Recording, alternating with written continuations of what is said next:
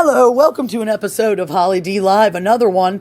I'm here, it's 2:19 in the morning, and I'm here with my girl K. Not K, yeah. Not that. The racist one, yep. The racist one. Oh my God, dude.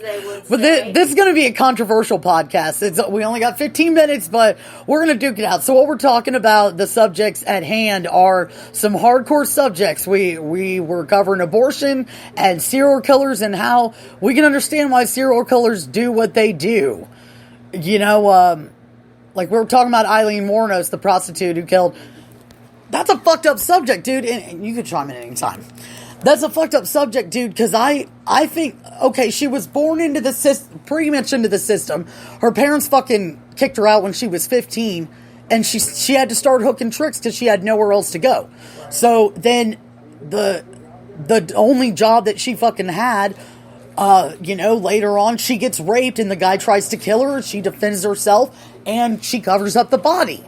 And nobody finds it. So she was like, fuck it. I'm going to get away with this shit and fucking let every man pay. I hate all these men. Yeah, like she hated the men. And do I think what she did was to innocent men? No, I don't agree with that. But she had no other choice, dude.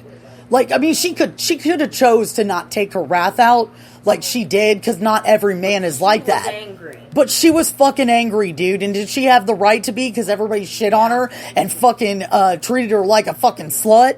And fucking, I understand how she could get to that point in her brain where she would be like, fuck all y'all. I'm going to act like I'm turning tricks, and then I'm going to kill you.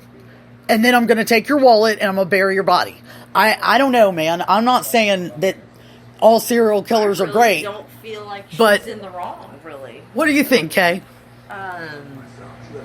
Honestly, after you've done that kind of profession for so long, you just have a hatred. And it's not so much for those people, it's really for yourself. Yeah. The hatred. Yeah. She's already grown up and basically in the system, so she kind of already didn't have a chance at life. Right. And so she's got that resentment towards her parents already. And she was sexually abused, too. Yeah, so she's already got that thing towards men. So then she starts prostituting, and, they're, degrading her and all these things like that, and, Yeah. So, I could see how she could just snap one day and... She just snapped. Say, fuck it, I'm going to kill as many of these men as I can. Yeah, I don't know. I totally agree with you on that. She's going to go down and be in the system regardless. Why not? You know what I mean? In and out of prison. Yeah, in and out of prison, dude. She couldn't take it no more, dude. And there are some people out there, dude, who just can't take it anymore. Like, and I understand because I've been there, dude. And I don't support. Like you were talking about self-assisted suicide. Now, like, suicide itself, like, I'm just gonna fucking off my... It's not that I don't agree with it, it makes me sad. Yeah. It makes me sad. It makes me sad for the other people. The other people that you leave behind, that makes it selfish. Yeah. Because it wasn't your time to go yet. But it's like, are you being selfish? Because... we don't know what that person's going through inside their mind. Like, they're battling demons themselves, and it's like torture. When you are so depressed that you can't get up out of bed and you can't function and live life normally. Like, you're just existing. Like, as if when you're on drugs, you're just existing. You know what I mean? Like, when people get so far into drugs, it's the same thing with depression. It's the same person, just with not... one's on drugs and one's not on drugs. Right, that's true. It's your mind. That's true. People who are on drugs, a lot of time, they don't mean to kill themselves, but they end up dying, due to overdoses and things like that. And it's the same thing with somebody who's depressed who just offs themselves or hangs themselves or takes themselves out of the game. It's kind of the same concept. Yeah, it really is. That's a really good fucking point, dude. That's a good point. Yeah, there's just so much Like, there is a lot in life. Like, you know, when you're a kid, you know, everybody's had a different life. Like, I had a pretty good childhood, man. Me too. I wasn't sexually abused. My mom took care of me. She took me to fucking Myrtle Beach like 15 times. I went to Disney World when I went on vacations every year. She put her whole fucking life and soul into being a mother. And I'm thankful for that, because a lot of people don't have that. Right. And then there's those people who were scorned and sexually abused and everything. And they had a fucked up life and nobody cared about that. It's like once you get to that age, you're going to sink or you're going to swim. You're going to go this way or you're going to go that way. Right. You're going to excel or you're not. Right. There's a path that you choose to go down. You know, you cross over and it's like, okay, you take control over your life, and it's either you're going to go do good things in your life or you're not. Or you're going to struggle a little bit and then do good, or, you know, or you do shitty and then you make a bomb-ass exit with, you know, doing good in life in the end. But it's all about the choice that, you know, you make. You could be raised in the shittiest home, in the shittiest neighborhood, and still be the most successful person in life and do good things. Because Absolutely. It's just instilled in our DNA and as humans to just be good towards each other, you know, and be good to others. And, you know, you treat people the way you want to be treated, you know. That's how it should be, and you know that's how I hope that it is for all of you. But so many people just let anger and hatred and all those negative emotions like take over their lives. Like, I don't hang around like negative, I don't either, hateful people, because, like, you know, like after you're around somebody who's like that all day long, you're like drained at the end of the day, like emotionally. Well, like you're physically exhausted. You're like, you're so right, Kristen. Because you know, I've got some people that I hung out with that were very close to me, and they're called energy vampires. They steal your fucking energy because they're so negative, but they want to topple over it, and all of your positivity that you have. I mean, I'm hanging on a thread, dude. Like, I need to do a cleanse because of all the negative energy that I've been around lately. And I cut it off. I was like, I'm not doing this anymore. Yeah. It's like, y'all are fighting. Y'all are fucking cussing each other and throwing shit at each other every day, all day. It's fucking intolerable, dude. Yeah.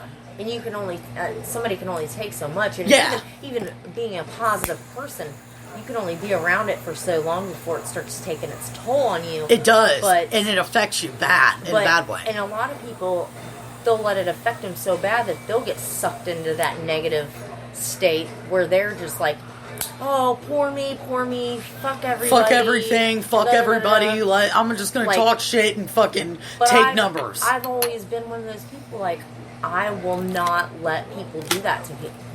I don't let people take me out of character, my character. Good. That's me, not you. You know, like, I'm not going to let you piss me off, like, for something stupid. Right. Like, it takes too much time and energy to be fucking mad at the world all goddamn day than it does to be happy and put a smile on somebody's face. Yeah, and like I was saying before, you know, too, in the last podcast, being nice is a choice. Being an asshole, that's a choice too. And being angry and fucking bitter, that's a choice too. Yes. Because you can make a decision to be fucking happy at any time in your life. And it's never too late to change. Yeah. Never. Yeah, and it's true, because, I mean, if you look at a child, like, children, like, they're so innocent in things, like, they don't know what hatred is, how to hate something, until they're taught that. And that's true. Yes. And like, we're supposed to be teaching kids to treat others good and be good to everybody, but nowadays it's like you don't even want your kids hanging out with other kids because kids are bullies, they're mean, oh my god, it's ridiculous how cruel kids can be anymore. Dude, they really can. And you know, actually in school, I'm going to school for aeronautics. Right now I'm on a break, but I'm going to re-enroll and everything. I just have to pay them off. But when we did this, I had to do this project called Red Eye, Blue Eye. And this woman, years and years ago in 1975, did this project where she taught them about racism at a very young age in third graders. And she said, okay, there are blue eyes. Blue-eyed people are better than everybody today. So blue-eyed people get to go to recess, and the brown-eyed people get to stay here in class. Then she switched it up with food, with everything. And That's really cool. Yeah, it was cool as fuck. I'll show you when we get done with this podcast. Badass shit. So she said, do you think that somebody with blue eyes is better than somebody that's brown? And they were like, no. She said, like, she prevented people from being bullied. Yeah. Dude, like, she awesome. instilled it in them that, like, that one kid could have been a bully one day, or racist, or fucking Nazi, or fucking white personator, like, these days in school, like, if kids are having like terrible home lives and stuff like that going for school, that's their like escape, and a lot of times we don't know that kids having a bad home life or whatever, right? So like as teachers and like role models and things like that, they should be teaching things like that and making it better in school, so that way your child has that opportunity to either excel in life, because they might have the shittiest home life, and it gives them that that choice, like, well, maybe I don't want to be like my parents are, at home and beat on my mom or beat on my dad or be drunk or, things like that. It'll start changing their minds a lot more. Yeah. Start getting kids to think, because that's the problem. These kids don't think, their parents think for them anymore. That's so fucking true, dude. Like that is so true. Like, when I was growing up, our parents were never home, like, so we had to take care of our sisters and brothers and ourselves, like, we were the parents and stuff, make sure our homework was done, we got bathed, we made sure all, the house was clean, we ate dinner, things like that, because our parents had to work all the time. Our parents were gone at work, working their asses off, and nowadays it's like people don't even work, they just baby their child and I'm glad you brought that up. I totally and completely agree, dude. And we got 2 minutes and 40, plenty of time. Dude, putting your kids on the video games, that's cool for a dude. Too much on the video games is gonna fuck them up. Yeah. And I don't have any kids, so I really don't have any right to say that, but I did have a stepson for 5 years, and I'm telling you what, he was on the video games way too much. He was talking about fucking killing people and shit. He talking about killing his roommate because he was playing Call of Duty, dude. What 8-year-old needs a fucking cell phone to be texting somebody? When I was 8 years old, I didn't have no fucking cell phone to text my parents. We got on the house phone at home at our. You get on the on the landline, on the dude. landline and call home. Like, and then checking in. Yeah, and just for you millennials, like, y'all don't know the pain. You don't know the pain of a landline phone. And when three-way calling came out, if somebody beeped in and I didn't answer it, my mom would be furious, dude. I would have to get off the phone. And then when she told me, Holly, you got to get off the phone. I got to call so and so. That's how it was, and promises were different too. Like if somebody said, I'll meet you at McDonald's in 5 minutes, or an hour or something because you were walking, you had to meet them at McDonald's in an hour because you couldn't text them on the way and tell them, like, I can't make it, dude. Like, I don't think a lot of these kids would make it in the world without their tablets or their cell phones. I don't think so either. The internet. Remember when we had to put dial-up to get on the internet? Hell yeah, dude. That like shit AOL. Would cut off. Somebody get on the phone and cut it off. Yeah, somebody pick up the phone and the internet would cut off, guys. So, y'all don't know the pain, no? But, really.